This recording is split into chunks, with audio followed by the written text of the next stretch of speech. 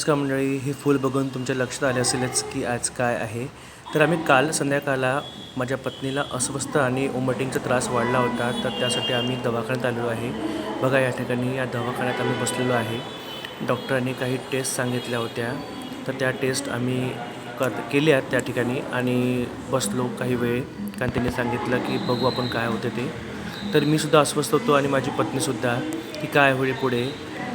आतुरता होती, पण अंदाज नव्हता की असं काही होईल म्हणून आमच्या आयुष्यातसुद्धा.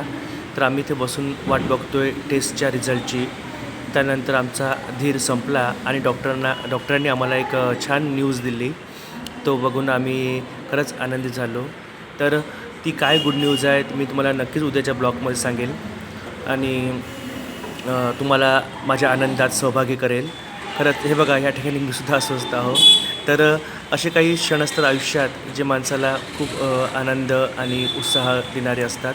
तर असंच माझ्यावर प्रेम करा आणि माझ्या चॅनलला सबस्क्राईब करा. तर भेटू उद्याला.